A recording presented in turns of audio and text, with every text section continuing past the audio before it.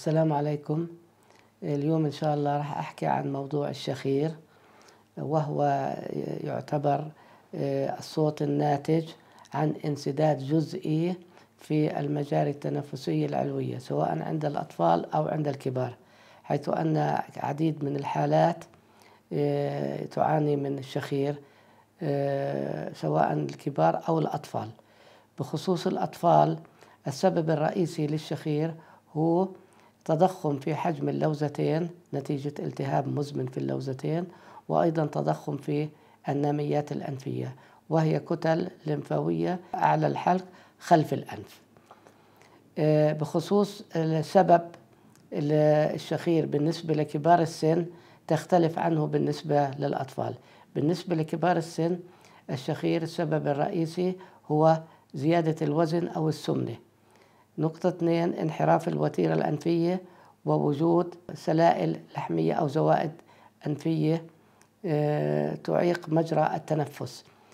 سبب ثالث ممكن تكون هي تضخم حجم اللسان أو ترهل في عضلات البلعوم. كل هذه من الأسباب التي تؤدي إلى الشخير، إضافة إلى حساسية الأنف المزمنة وتضخم في القرنيات الأنفية.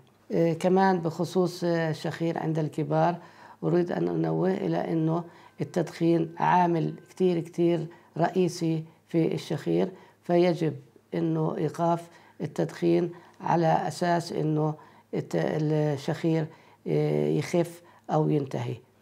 أما بالنسبة للأطفال فالسبب الأساسي والرئيسي هو تضخم اللوزتين والناميات الأنفية. بالنسبة للأعراض، أعراض الشخير بخصوص الكبار في السن، أعراضها هي جفاف الحلق، توقف التنفس أثناء النوم، الجفاف الحلق في الصباح بعد اليقظة يعني.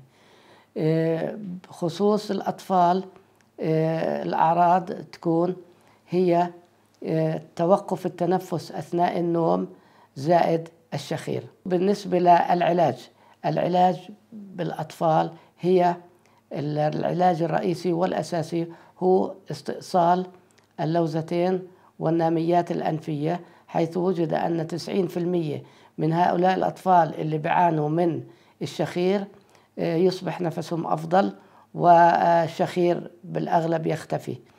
إذا في بعض الحالات ما بيختفي الشخير في هؤلاء الأطفال نتيجة أنه بيكون عنده الطفل انحراف الوتيرة الأنفية أو يعاني من السمنة. بالنسبة للكبار العلاج كالتالي: أخذ العلاجات اللازمة مثل علاجات الحساسية أو إجراء عملية تعديل الوتيرة الأنفية، وكذلك نقص الوزن، لأنه الوزن العالي أو المرتفع أو السمنة إذا كانت استمرت بيستمر الشخير. مخاطر الشخير بالنسبة للكبار بالذات هي قصور في عمل القلب وقصور في عضلة القلب، وأيضا في بعض الأحيان ارتفاع ضغط الدم.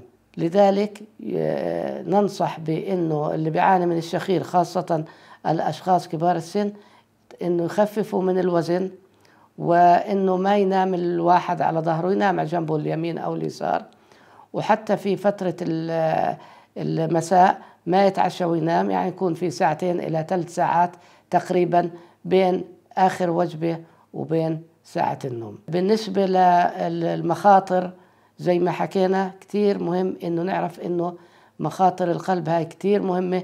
لذلك أنصح في إنه أي شخص خاصة يعاني من السمنة أو كبير في السن إنه يراجع طبيب الأنف والأذن والحنجرة حتى يعطيه العلاج اللازم في مثل هذه الأحوال.